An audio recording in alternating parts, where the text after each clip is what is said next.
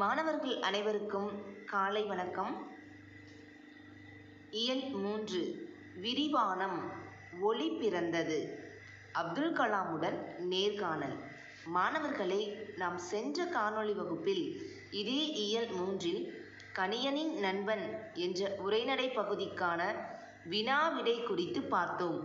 இன்றைய காணொளி வகுப்பில் அப்துல் கலாமுடன் நேர்காணல் குறித்து நாம் பார்க்கலாம். பாடத்திற்குள் நுழையும் முன் அப்துல் கலாம் குறித்த ஒரு சில தகவல்களை நாம் பார்க்கலாம். ஆவுல் பகீர் ஜைனுலாபுதீன் அப்துல் கலாம் அக்டோபர் 15, 1931 பிறந்தார். இவர் இறந்தது ஜூலை 27, 2015 இவர் காலமானார். பொதுவாக டாக்டர் APJ அப்துல் கலாம் என்று குறிப்பிடப்படுகிறார். இவர் இந்தியாவின் 11வது குடியரசுத் தலைவராக பணியாற்றிய இந்திய அறிவியலாளரும் நிர்வாகியும் ஆவார்.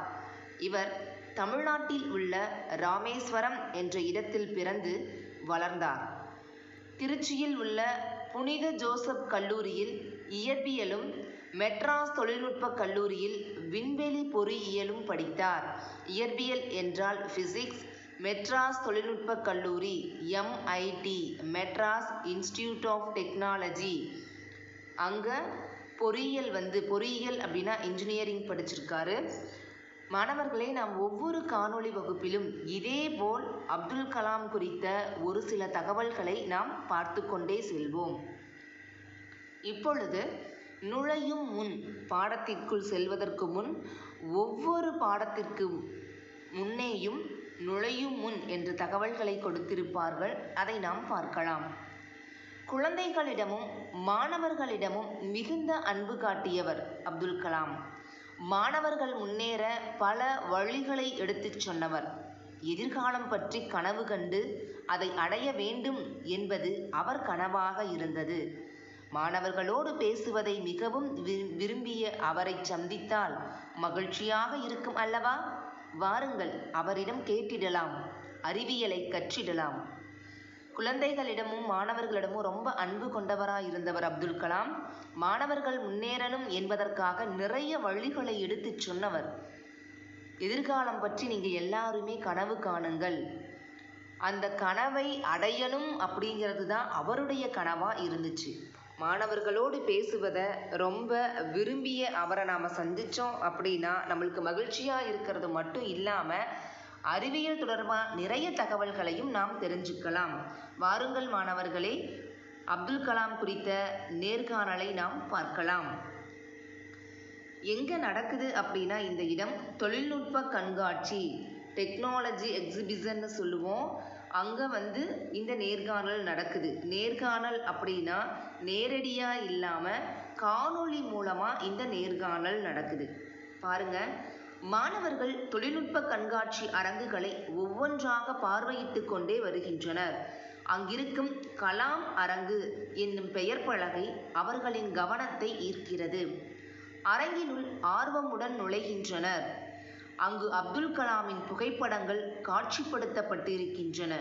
அவற்றை பார்வையிட்டு முடித்த நேரத்தில் அங்கே ஒரு பெரிய திரை இருப்பதை காண்கின்றனர்.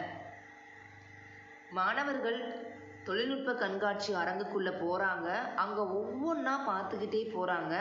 அப்படி பார்வையிட்டு செல்லும் பொழுது கலாம் அரங்கு அப்படின்ற ஒரு அறையை அவங்க பார்த்த உடனே, பெயர் பலகை வச்சுருக்காங்க, அதை பார்த்த உடனே அவர்களுடைய கவனம் எல்லாமே அந்த பக்கம் போகுது. அங்கே என்ன இருக்குன்னு நம்ம போய் பார்க்கலாம் அப்படின்னு சொல்லிட்டு அரங்கத்துக்குள்ளே ரொம்ப ஆர்வத்தோடு நுழையிறாங்க.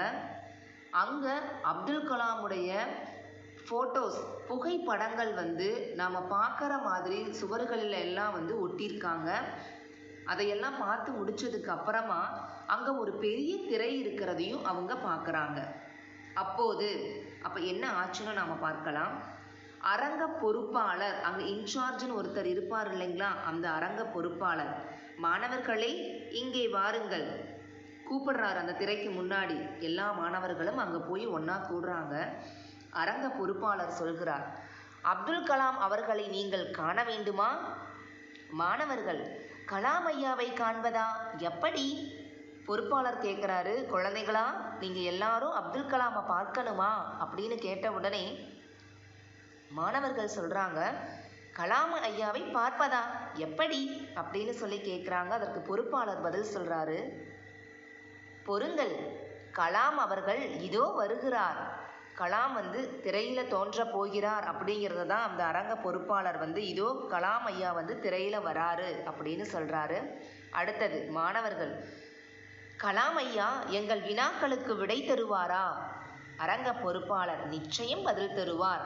மாணவர்கள் உங்களை மாதிரி ரொம்ப ஆர்வமாக கேட்குறாங்க, ஐயா கலாம் ஐயா திரையில் தோன்றினாரு அப்படின்னா நாங்கள் கேட்குற கேள்விகளுக்கெல்லாம் பதில் சொல்வாரா? அதற்கு பொறுப்பாளர், கட்டாயம் உங்கள் கேள்விகளுக்கெல்லாம் பதில் கிடைக்கும். மாணவர்கள், நான் கேட்கிறேன், நான் தான் முதலில் கேட்பேன், எது கேட்டாலும் பதில் சொல்வாரா? அதாவது நாம் ஒரு இடத்துக்கு போனோம் அப்படின்னா இந்த மாதிரி கேளுங்கன்னா நம்மளுக்குள்ளே நாம் என்ன சொல்லுவோம், மேம் நான் ஃபஸ்ட்டு கேட்குறேன், இல்லைங்க மேம் நான் தான் முதல்ல கேட்பேன்னு சொல்லுவோம் இல்லைங்களா? அந்த மாதிரி அங்கே இருக்கக்கூடிய குழந்தைகளும் நான் தான் முதலில் கேள்வி கேட்பேன், நான் தான் முதலில் கேள்வி கேட்பேன் என்று ஒரே கூச்சலாக ஆரவாரமாக சத்தம் போட்டுட்ருக்குறாங்க. அப்புறம் இன்னொரு கேள்வியும் கேட்குறாங்க, எது கேட்டாலும் பதில் சொல்வாரா அப்படின்னு கேள்வி கேட்குறாங்க. இதுதான் அந்த திரை அப்படின்னா ஸ்க்ரீன். இந்த திரையில் அப்துல் கலாம் ஐயா தோன்றிட்டாங்க. குழந்தைங்க எல்லாருமே அந்த திரைக்கு முன்னாடி உட்கார்ந்துருக்காங்க பாருங்க. கலாம் ஐயா அவர்கள் திரையில் தோன்றிய உடனே மாணவர்களை நோக்கி சொல்றாரு, வணக்கம் குழந்தைகளே. அதற்கு குழந்தைகள் என்ன பதில் சொல்றாங்கன்றத பார்க்கலாம். அரங்க பொறுப்பாளர், பொறுங்கள், உங்கள் வினாக்களை ஒவ்வொருவராக திரையை நோக்கி சத்தமாக கேளுங்கள், ஐயா பதில் தருவார். குழந்தைங்க எல்லாருமே சத்தம் போட்டுக்கிறாங்க. அதற்கு பொறுப்பாளர் சொல்றாரு, குழந்தைங்களா சத்தம் போடாம அமைதியா இருங்க, உங்களோட வினாக்களை ஒவ்வொருத்தரா அந்த திரையை நோக்கி நல்ல சத்தமா கேள்வி கேளுங்க, கட்டாயம் ஐயா பதில் தருவார் அப்படின்னு சொல்றாரு. அருண்மொழி அப்படின்ற பையன் முதல்ல கேள்வி கேட்குறான். அருண்மொழி, முதல் கேள்வியை நான் கேட்கிறேன். அறிவியல் மீது உங்களுக்கு ஆர்வம் ஏற்பட காரணமான முதல் நிகழ்வு எது ஐயா? அருமையான கேள்வி ஐயா. அறிவியல் மேலே உங்களுக்கு இப்படி ஒரு ஈடுபாடு வருவதற்கு காரணமாக இருந்த முதல் நிகழ்வு, அதாவது முதல் நிகழ்வு அப்படின்னா ஃபர்ஸ்ட் இன்சிடெண்ட் அப்படின்னு சொல்லுவோம் இல்லைங்களா, அதுதான் முதல் நிகழ்வு. அதற்கு கலாம் ஐயா பதில் சொல்கிறாரு பாருங்க. நான் 10 வயது சிறுவனாக இருந்தபோது என் அறிவியல் ஆசிரியர் பறவைகள் எப்படி பறக்கின்றன என்பதை விளக்கி கூறினார். அன்று முதல் வானில் பறக்க வேண்டும் என்பது என் வாழ்க்கையின் குறிக்கோளாகிவிட்டது. அதுவே என் அறிவியல் ஆர்வத்தின் தொடக்கம். எனக்கு அறிவியல் மேலே ஆர்வம் ஏற்பட காரணம் என்ன அப்படின்னா, நான் 10 வயது சின்ன பையனாக இருந்தப்ப அறிவியல் ஆசிரியர் பாடம் எடுத்துட்ருக்கிறாரு. பறவைகளெல்லாம் எப்படி பறக்கணும் அப்படிங்கிறத விளக்கி சொல்லிட்டு இருக்காரு. அன்று முதல் அன்னையிலிருந்து பார்த்தா வானத்தில் பறக்கணும் அப்படிங்கிற என்னோட வாழ்க்கையில் அது என்னோட வாழ்க்கையின் குறிக்கோளாக மாறிடுச்சு. அதுதான் என்னோட அறிவியல் ஆர்வத்தோட தொடக்கம் அப்படிங்கிறாரு. அடுத்தது தேன்மொழி அப்படின்ற பொன் கேள்வி கேட்குறாங்க. அடுத்து நான் கேட்கட்டுமா?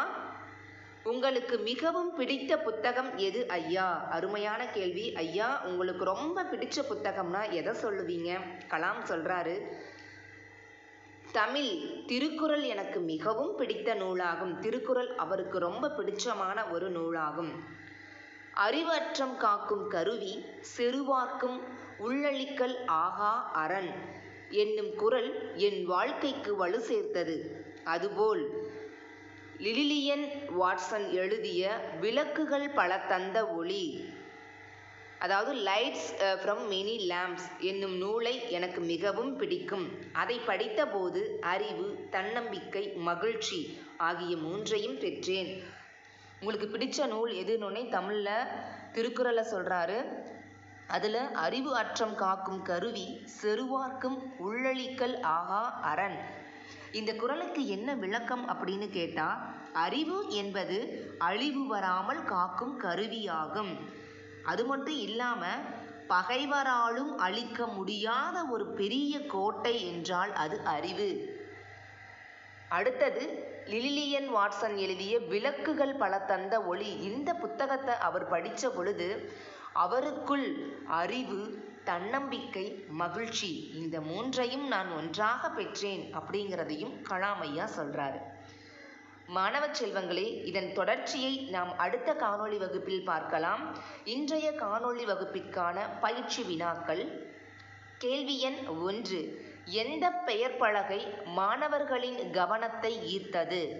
2. அப்துல் கலாம் இந்தியாவின் டேஸாவது குடியரசுத் தலைவர் ஆவார்? 3. அப்துல் கலாமின் குறிக்கோள் யாது? 4. அப்துல் கலாமிற்கு அறிவியல் மீது ஆர்வம் ஏற்பட காரணம் என்ன? 5. அப்துல் கலாம் எந்த ஆண்டு பிறந்தார்? மாணவ செல்வங்களே, இந்த 5 கேள்விகளில் 1 மதிப்பெண் 2 மதிப்பெண் வினாக்களும் அடங்கியுள்ளன. இந்த கேள்விக்கான பதிலை நீங்கள் கட்டாயம் குறிப்பேட்டில் எழுதி வைத்துக் கொள்ள வேண்டும்.